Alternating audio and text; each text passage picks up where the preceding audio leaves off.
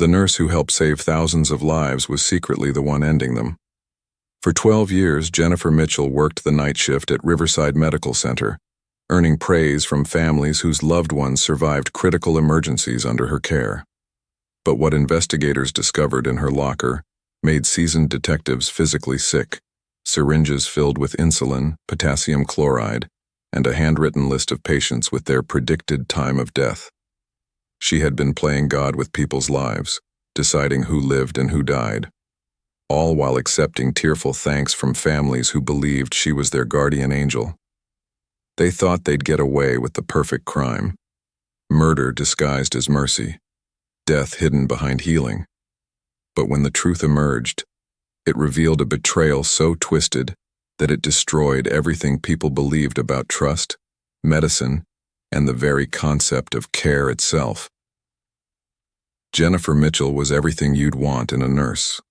For over a decade, she worked the overnight shift at Riverside Medical Center's intensive care unit, the place where families sent their most vulnerable loved ones. She was the nurse who held hands with dying patients, who stayed late to comfort grieving families, who volunteered for the most difficult cases that other staff avoided. The hospital newsletter featured her 3 times for exceptional compassion.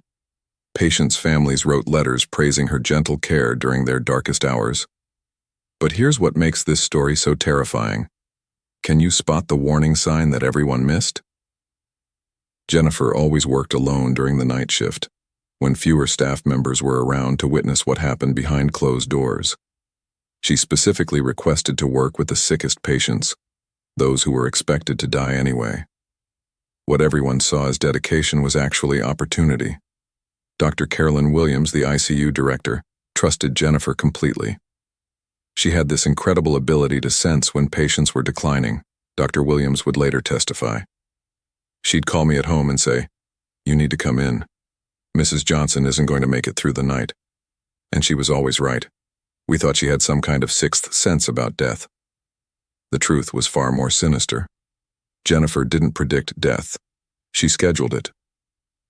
The first red flag appeared in 2019, when the hospital's mortality rate during night shifts was 40% higher than during day shifts. But rather than investigate, administration praised Jennifer's unit for taking on the most challenging cases. "We have the best end-of-life care in the region," the hospital's CEO bragged to local media. "Our night shift team handles situations that other hospitals can't manage."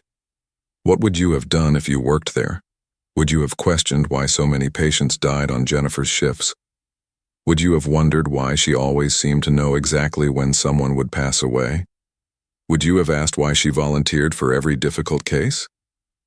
Margaret Thompson, a 72-year-old grandmother recovering from surgery, became Jennifer's patient in March 2021. Margaret's daughter, Sarah, spent every day at the hospital watching her mother slowly improve. "Jennifer was amazing," Sarah remembers. "She'd update me on Mom's progress, bring me coffee, tell me not to worry. She said Mom was getting stronger every day." But on March 15th at 2:47 a.m., Jennifer called Sarah at home. "You need to come quickly," she said, her voice full of professional concern. "Your mother has taken a turn for the worse." By the time Sarah arrived, Margaret was unconscious and failing rapidly. She died at 4:23 a.m. with Jennifer holding her hand and Sarah crying at her bedside. "I'll never forget how caring Jennifer was," Sarah said. "She hugged me and told me that Mom didn't suffer, that she went peacefully. She said sometimes patients wait for their families to leave before they let go, and that Mom was brave to hold on until I got there." What Sarah didn't know was that Jennifer had injected her mother with a lethal dose of potassium chloride at 2:30 a.m., then called Sarah to create the perfect cover story. Margaret Thompson didn't die from surgical complications. She was murdered by the woman her family trusted to keep her safe. The pattern was always the same. Jennifer would befriend families during their most vulnerable moments, earning their trust and gratitude. She'd position herself as the caring professional who went above and beyond for their loved ones. Then, when the time felt right, she'd end their suffering and accept their heartfelt thanks for being there during their loss. Hospital records later revealed that Jennifer had been present for over 200 unexpected deaths during her 12-year career. She had a gift for being in the right place at the right time, always there to comfort families when their loved ones passed away suddenly. What everyone saw as compassionate dedication was actually a calculated system of murder. But Jennifer's crimes weren't just about ending lives.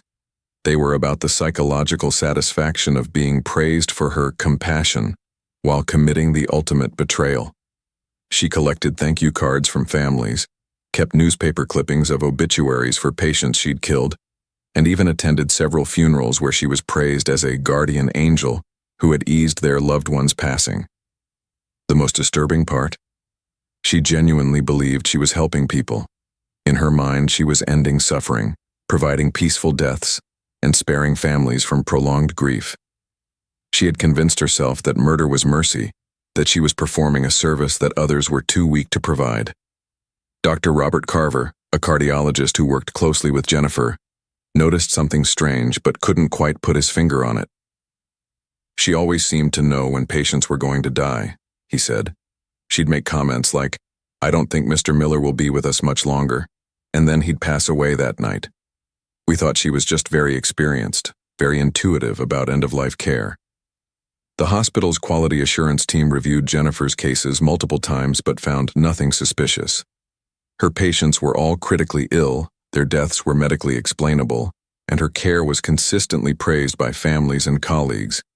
She had created the perfect system, murder that looked like natural death, surrounded by evidence of exceptional compassion. But here's the detail that should have exposed her years earlier. Jennifer kept detailed notes about her patients' family dynamics, their insurance coverage, and their expressed wishes about end-of-life care. She was profiling victims, selecting targets who would be grateful for a peaceful death, and whose families would be too grief-stricken to ask difficult questions. The breakthrough came when Jennifer made her first and only mistake. On October 3, 2021, she attempted to kill Thomas Anderson, a 58-year-old man recovering from a heart attack. But Thomas survived the injection because Jennifer miscalculated the dosage. He experienced cardiac arrest at 3:15 a.m., was resuscitated, and survived to tell investigators about the strange burning sensation he felt right before his heart stopped. I remember waking up and seeing the nurse, Jennifer, standing over me with a syringe, Thomas testified. I asked what she was giving me, and she said it was just pain medication. But within seconds, I felt like my chest was on fire, and then everything went black. Thomas's blood work showed massive levels of potassium chloride that couldn't be explained by any prescribed medications. For the first time in 12 years, there was concrete evidence that someone had deliberately tried to kill a patient under Jennifer's care. But investigators didn't know that Thomas Anderson was just the latest victim in a killing spree that had lasted over a decade. The woman everyone trusted to save lives had been taking them instead, and the body count was about to shock everyone who thought they knew her. The investigation began with a simple question. How many other patients had experienced unexplained medical emergencies on Jennifer Mitchell's shifts? What detectives discovered made even seasoned investigators question everything they thought they knew about hospital care. Over 12 years, Jennifer had been present for 247 unexpected deaths, a statistical impossibility that should have raised red flags years earlier. But here's what makes this case truly terrifying. Jennifer didn't start as a killer. She began as a genuinely caring nurse who was devastated by patient suffering. Her first victim was an elderly man named Harold Phillips who was dying slowly from pancreatic cancer in 2010. Harold begged Jennifer to help him go peacefully, and she later claimed she was just ending his pain when she injected him with morphine.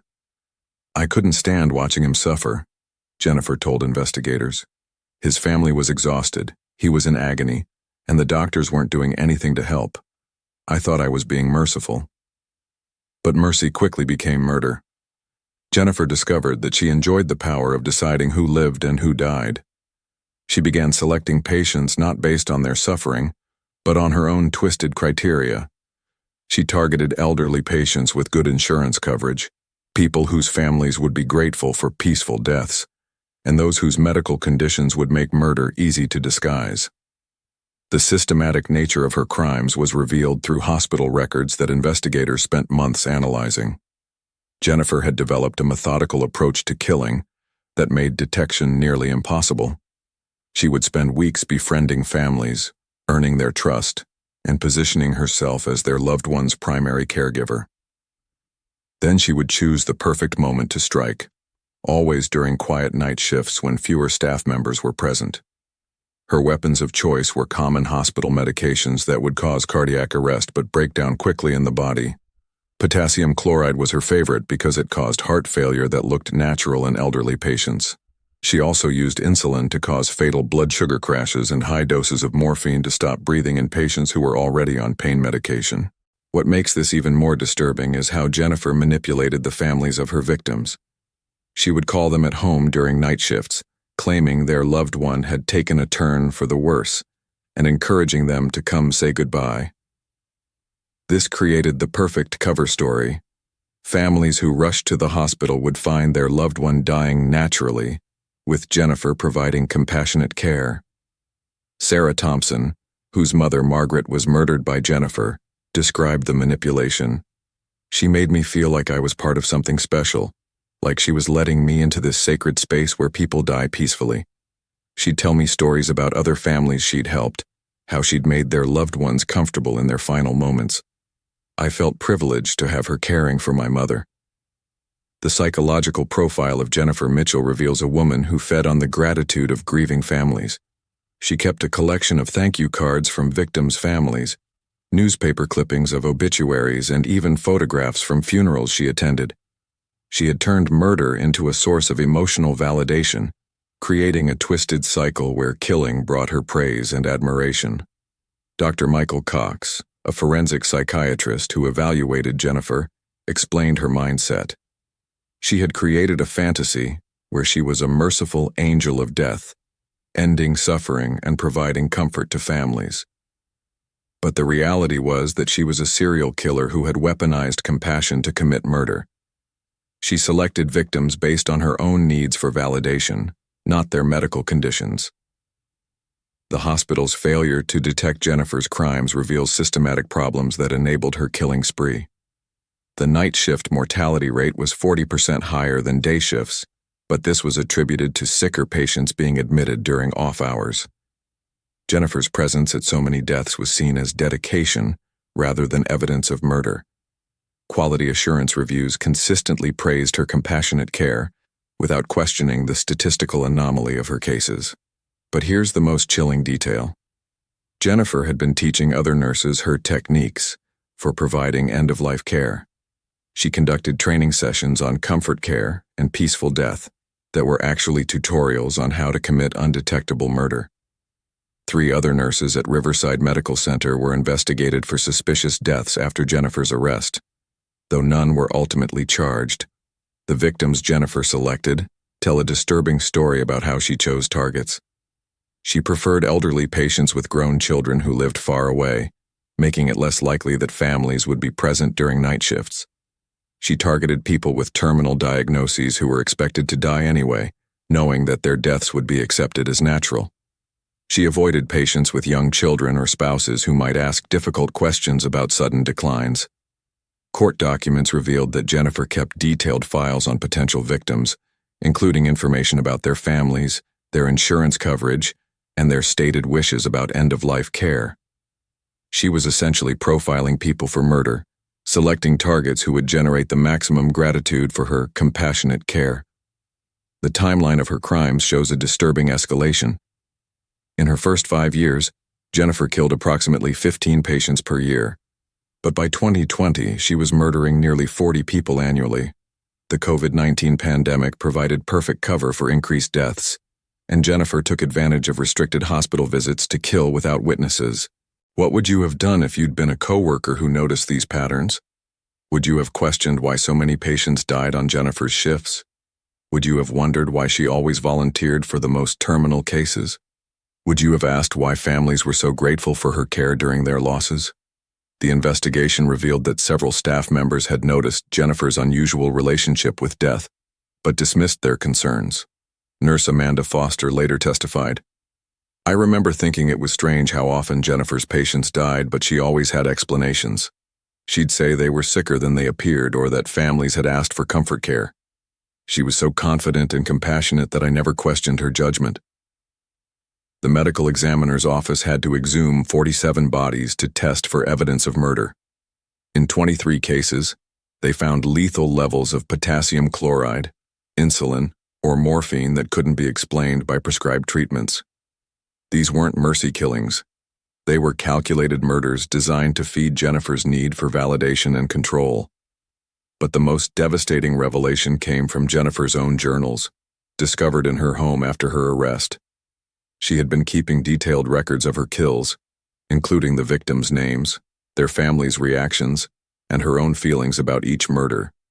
She wrote about the beautiful moment when families thanked her for helping their loved ones die peacefully, not knowing she had caused their deaths.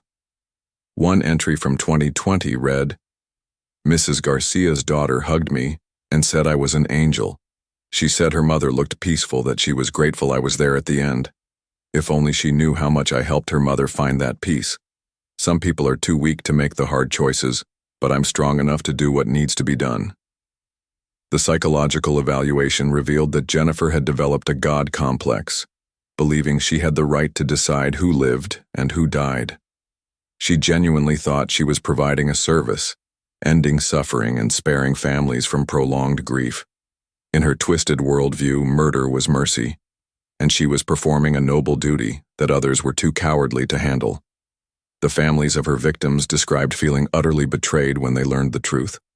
Many had kept in touch with Jennifer after their loved ones' deaths, sending her holiday cards and inviting her to memorial services. They had trusted her with their most vulnerable family members and received murder in return. But here's what investigators discovered next. Jennifer wasn't working alone. She had been training other nurses in her techniques, and there was evidence that at least 2 other staff members knew about her activities but remained silent. The culture of unquestioning respect for Jennifer's expertise had created a system where multiple people enabled her crimes through willful ignorance. The scope of her killing spree was about to shock everyone who thought they knew the limits of her betrayal, and the method she used to avoid detection for over a decade would reveal just how easily trusted professionals can weaponize compassion to commit the ultimate crime. The end came swiftly once investigators realized the scope of Jennifer Mitchell's crimes. On November 18, 2021, at 6:47 a.m., FBI agents and local police surrounded Jennifer's home in suburban Columbus. They found her in her kitchen, calmly preparing breakfast, still wearing the scrubs from her final shift at Riverside Medical Center.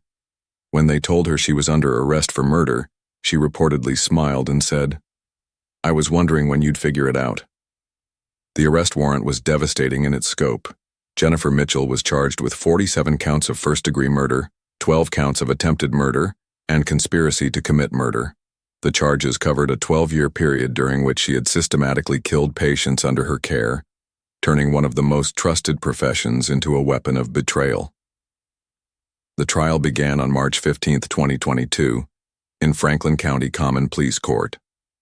Prosecutor David Anderson's opening statement was simple and devastating. Jennifer Mitchell wasn't an angel of mercy. She was a serial killer who used her position as a nurse to commit the most heinous betrayal imaginable. She took the trust that families placed in her and turned it into a license to murder. But Jennifer's defense strategy was even more disturbing than her crimes. Her attorney, Patricia Robbs, argued that Jennifer was providing compassionate, end-of-life care to patients who were suffering. She claimed that Jennifer's actions were motivated by mercy, not malice, and that she was helping families avoid prolonged grief. This defense strategy required Jennifer to testify on her own behalf, and her testimony revealed the depths of her delusion.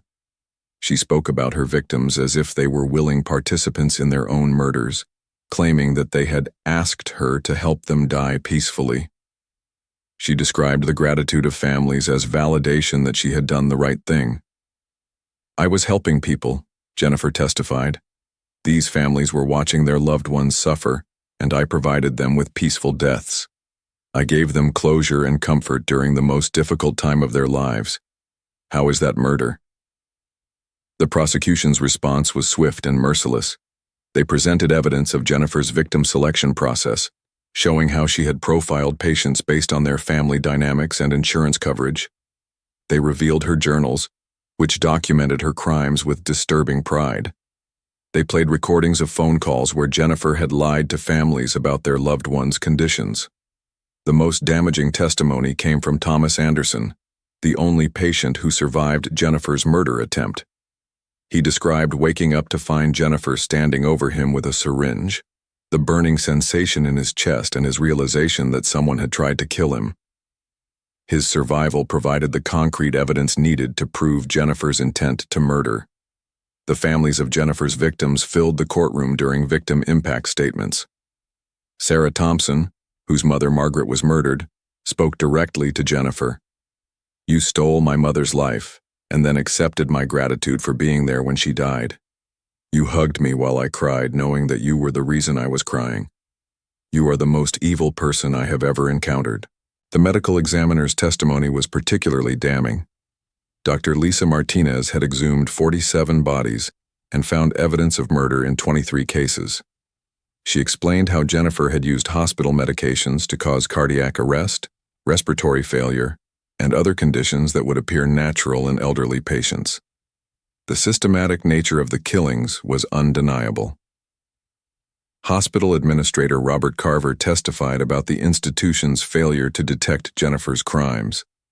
He admitted that the night shift mortality rate had been 40% higher than day shifts for years, but that this had been attributed to sicker patients rather than investigated as potential evidence of murder. He announced that the hospital had implemented new monitoring systems to prevent future crimes. The jury deliberated for just 4 hours before returning their verdict. Jennifer Mitchell was found guilty on all 47 counts of murder and all 12 counts of attempted murder. The judge, Sarah Johnson, called it one of the most heinous betrayals of trust in modern American history. The sentencing hearing was held on June 8, 2022. Judge Johnson sentenced Jennifer to life in prison without the possibility of parole on each murder count, to be served consecutively. The total sentence was 1,175 years in prison, ensuring that Jennifer would never be free again. "You have betrayed the most fundamental trust that exists in our society," Judge Johnson said during sentencing. "Families entrusted you with their most vulnerable loved ones, and you murdered them for your own twisted satisfaction. You have destroyed the faith that people have in healthcare providers and caused immeasurable suffering to hundreds of families." Jennifer showed no emotion during sentencing. She reportedly told her attorney that she still believed she had been helping people, and that society would eventually understand her actions. Even facing life in prison, she remained convinced that murder was mercy. Today, Jennifer Mitchell serves her sentence at the Ohio Reformatory for Women in Marysville. She has been placed in administrative segregation for her own protection, as her crimes have made her a target for other inmates. She spends 23 hours a day in a single cell, with 1 hour for exercise and showering. The impact on victims' families continues to devastate entire communities. Over 200 families have joined a class action lawsuit against Riverside Medical Center, seeking compensation for the wrongful deaths of their loved ones. The hospital has agreed to pay $150 million in settlements, though many families say no amount of money can compensate for their loss. Riverside Medical Center has implemented comprehensive changes to prevent future crimes. All medication administration is now monitored by video surveillance, night shift staffing has been increased, and unusual mortality patterns trigger automatic investigations. The hospital has also created a whistleblower program that protects staff who report suspicious activities. The nursing profession has been forced to confront the reality that trusted caregivers can become killers. The American Nurses Association has developed new ethical guidelines for end-of-life care, and nursing schools now include training on recognizing and reporting suspicious colleague behavior. Dr. Carolyn Williams, who had trusted Jennifer completely, left nursing after the trial. "I keep thinking about all the times I praised her for her compassionate care," she said. "I was actually praising her for murder. I don't know how I'll ever trust my own judgment again." The case has led to nationwide reviews of hospital mortality rates and suspicious death patterns. At least 15 other healthcare workers have been investigated for similar crimes since Jennifer's arrest, though none have been charged. The Jennifer Mitchell case has become a textbook example of how trusted professionals can weaponize their authority to commit horrific crimes. But perhaps the most important legacy of this case is the awareness it has created about the vulnerability of hospital patients. Families now know to ask questions, to be present during care, and to trust their instincts when something feels wrong. The blind trust that once protected healthcare workers has been replaced by vigilant oversight. The woman who everyone trusted to save lives had been ending them for over a decade. She had turned compassion into a weapon, mercy into murder, and healing into death. Her crimes represent the ultimate betrayal of trust, proving that evil can hide behind the most caring facades. Jennifer Mitchell thought she could play God with people's lives, deciding who lived and who died based on her own twisted sense of mercy. But justice proved that no one is above the law, no matter how trusted their position or how convincing their facade of compassion. The families she destroyed will never fully heal from her betrayal. But their courage in seeking justice has protected countless other patients from similar predators. They turned their grief into action, their loss into law, and their pain into protection for others. They thought they'd get away with murder disguised as mercy. But justice has a way of exposing evil no matter how well it hides behind compassion and care. They thought they'd get away with it. But justice has a way of catching up with predators. If stories like this move you, exposing the monsters hiding behind trusted faces, holding power accountable, and fighting for justice, then you're exactly where you belong. Hit that like button if this story made you angry and you believe in holding criminals accountable. And listen, if you're not subscribed yet, what are you waiting for? Every single week we expose the predators and criminals who think their reputation or position makes them untouchable. We shine light on cases that need attention, stories that demand justice, and evidence that corrupt systems want buried. Your subscription literally helps us investigate more cases, reach more victims, and expose more truth. We're not just telling stories here. We're holding monsters accountable one case at a time. Subscribe right now and join our growing army of justice warriors who refuse to let criminals hide behind pretty facades. Hit that notification bell because you won't want to miss what we expose next. Some of these revelations will absolutely destroy your faith in people you thought you could trust. And please, share this with someone who needs to hear it, someone who might be dealing with a situation like this. What detail in this case shocked you the most? What red flags do you think people should have noticed? Do you think there are others out there doing similar things? Let us know in the comments below. Your awareness might protect someone's family. What criminal should we expose next? Let us know in the comments below. Until next time, remember, they thought they'd get away with it, but they never do.